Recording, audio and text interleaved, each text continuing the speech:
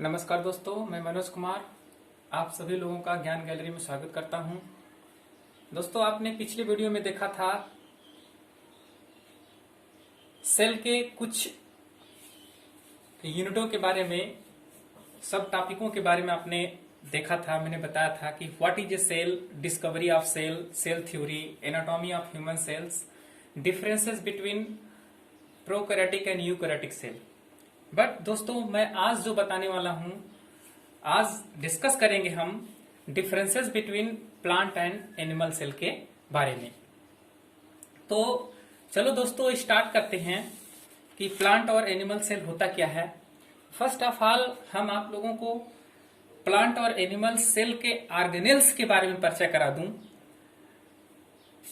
जैसा कि आप देख रहे हैं कि ये सब इसके, जैसे हमारे शरीर के कई अंग होते हैं, या हमारे शरीर के अंदर ढेर सारे अंग हैं, या किसी इंडस्ट्री के ढेर सारे पार्ट होते हैं, वैसे ही इनके भी कई पार्ट हैं। तो पहले पार्ट के बारे में हम इनके अंगों से परिचित हो लेते हैं, फिर उसके बाद इसके अंदर क्या होता है उसकी बात हम चर्चा करेंगे।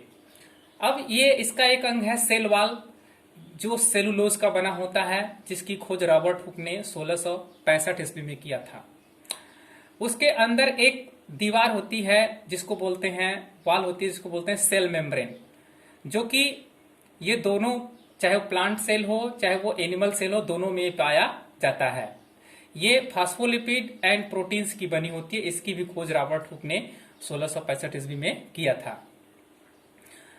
स्मूथ एंडोप्लाज्मिक रेटिकुलम, ये आप जो देख रहे हैं स्ट्रक्चर प्लांट सेल में और ये एनिमल सेल में, ये स्मूथ एंडोप्लाज्मिक रेटिकुलम है, क्योंकि इसके ऊपर राइजोसोम नहीं लगे होते हैं, एकदम चिकने होते हैं, इसलिए इसको हम बोलते हैं स्मूथ एंडोप्लाज्मिक रेटिकुलम।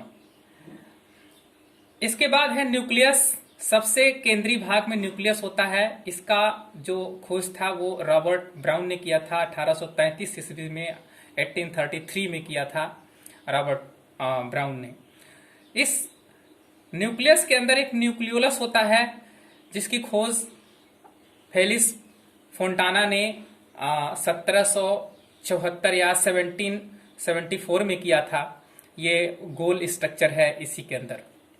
उसके बाद है साइटोप्लाज्म, जो केंद्रक और सेल मेम्ब्रेन के बीच जो जेली लाइक सबस्टेंस भरा होता है, उसको हम बोलते हैं साइटोप्लाज्म बोलते हैं, जिसमें सारे ऑर्गेनेल्स जो हैं मूव करते रहते हैं, तैरते रहते हैं। उसके बाद है रफ एंडोप्लाज्मिक रेटिकुलम। यहाँ पे आपने स्मूथ एंडोप्लाज्मिक रेटिकुलम देखा था, यहाँ पे रफ एंडोप्लाज्मिक रेटिकुलम दोनों सेल में पाए जाते हैं।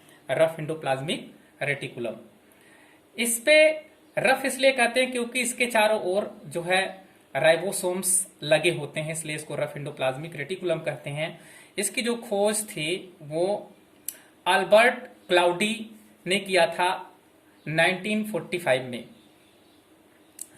उसके बाद है गोल्जी अपरेटस। गोल्जी अपरेटस, आप इस ऐसे जो स्ट्रक्चर बना हुआ है, ये गोल्जी अपरेटस है।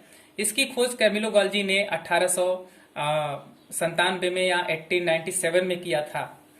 उसके बाद आप देखेंगे राइबोसोम्स है, ये छोटे छोटे गोल गोल स्ट्रक्चर जो हैं एनिमल सेल और प्लांट सेल में राइबोसोम्स कहलाते हैं। इसकी जो खोज थी वो जॉर्ज पैलाडे 1955 या 1955 में किया था। उसके बाद माइटोकांड्रिया है, ये इस टाइप का जो स्ट्रक्चर है इसको हम माइटोकांड्रिया बोलते हैं। अल्बर्ट वॉन कोइलकर ने किया था मसल सेल में 1857 में।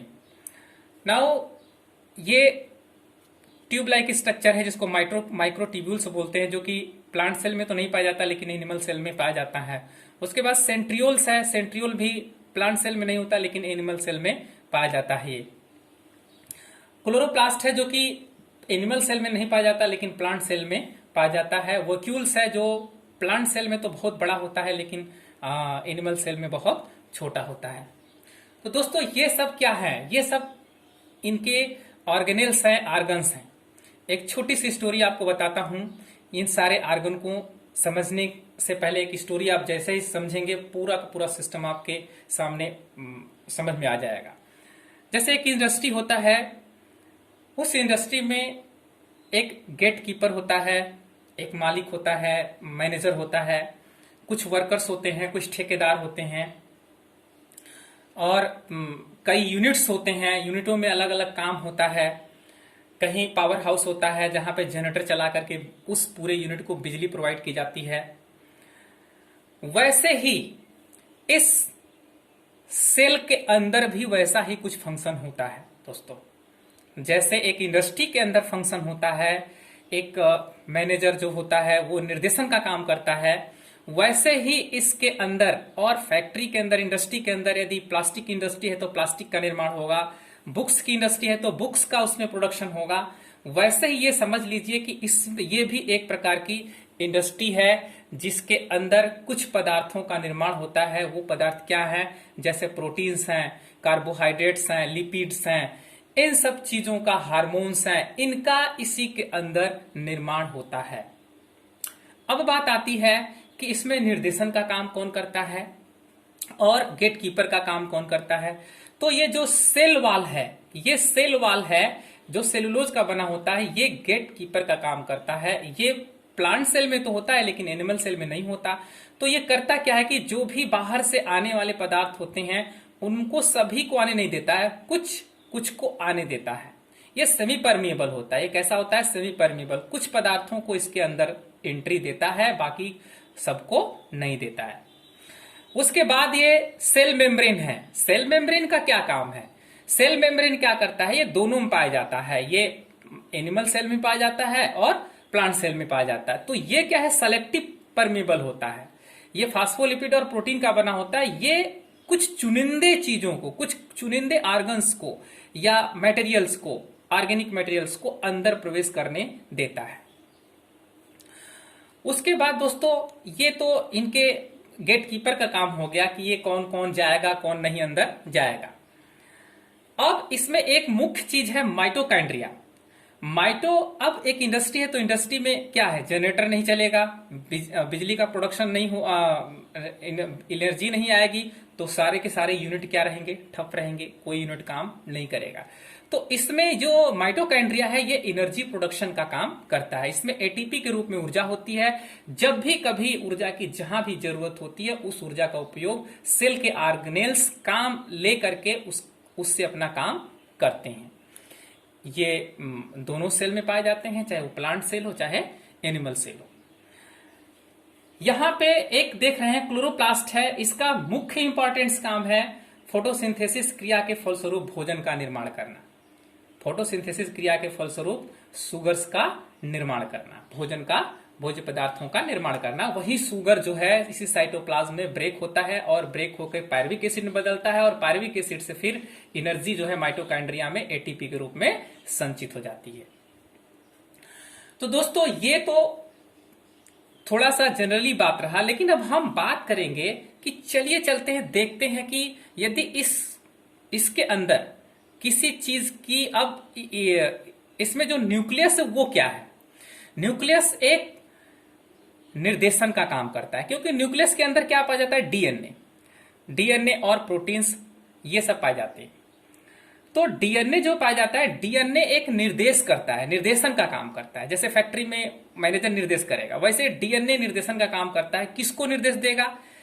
इसमें जो आरएनए है उसको निर्देश देगा। न्यूक्लियस के अंदर कौन रहता है? आरएनए। डीएनए आरएनए को निर्देश देता है कि हमारे बॉडी को या हमारे सेल को इस प्रकार की प्रोटीन की जरूरत है। तो ये क्या करता है? ये बाहर निकलता है। इससे पहले एक चीज और जान लीजिए कि इसी के अंदर राइबोसोम का निर्माण होता है। न्यूक्लियोलस के अंदर राइबोसोम का निर्माण होता है। ये राइबोसोम निकल करके साइटोप्लाज्म में चले आते हैं। तो ये जब निर्देशन मिलता है आरएनए को प्रोटीन बनाने के लिए, तो आरएनए निकल करके बाहर आता है और राइबोसोम से कहता है प्रोटीन बनाने के लिए। तो राइबोसोम उस जो डीएनए कोडिंग करके भेजता है या जो निर्देश भेजता है उसको रीड करता है राइबोसोम रीड करता है और वो समझता है कि कौन सा प्रोटीन बनानी है। तो ये जो एंडोप्लाज्मिक रेटिकुलम है, यहां पे जो एंडोप्लाज्मिक रेटिकुलम पे राइबोसोम है, ये प्रोटीन का सिंथेसिस करना शुरू करता है।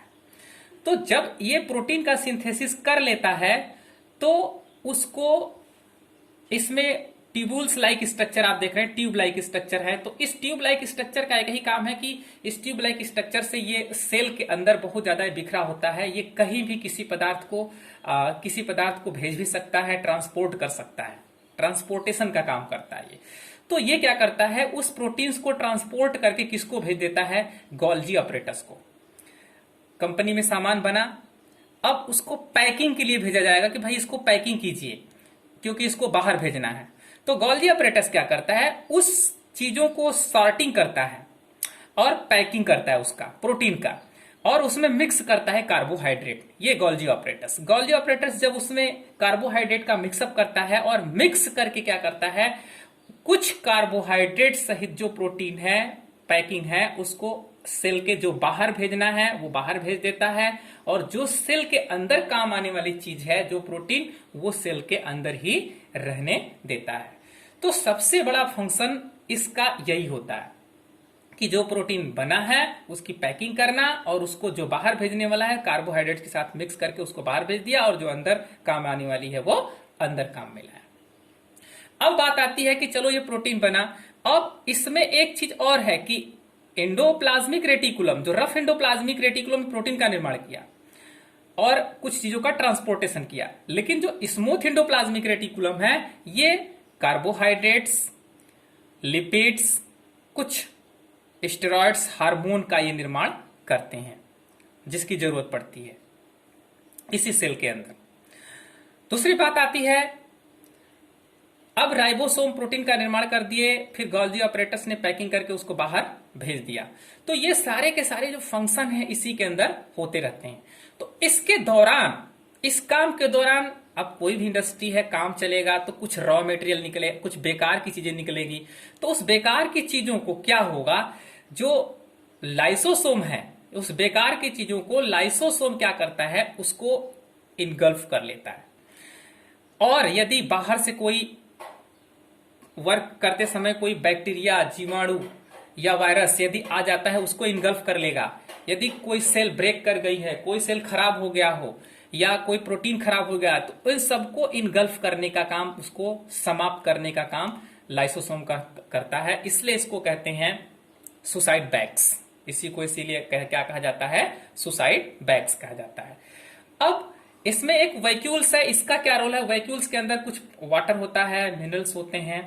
ये क्या करता है, टर्जिडिटी प्रोवाइड करता है, इस सेल को एक टर्जिडिटी प्रोवाइड करता है, एक प्रेशर को मेंटेन करता है, ये समझिए। और इसमें कुछ ये भंडारण का काम करता है, पदार्थ के भंडारण का काम करता है। समय समय पर ये अपने अंदर से कुछ चीजों को साइटोप्लाज्म में भेजता है और साइटोप्लाज्म से अपने अंदर लेता है। नाउ इन एनिमल सेल हम देखेंगे माइक्रोट्यूबुल्स है। माइक्रोट्यूबुल्स एक, जैसे हमारे शरीर में रीढ़ की हड्डी है या हड्डियां जैसे हमारे शरीर में काम करती है, उस तरह से ये माइक्रोट्यूबुल्स काम करते हैं। तो ये माइक्रोट्यूबुल्स एक ढांचा का निर्माण करते हैं सेल के अंदर।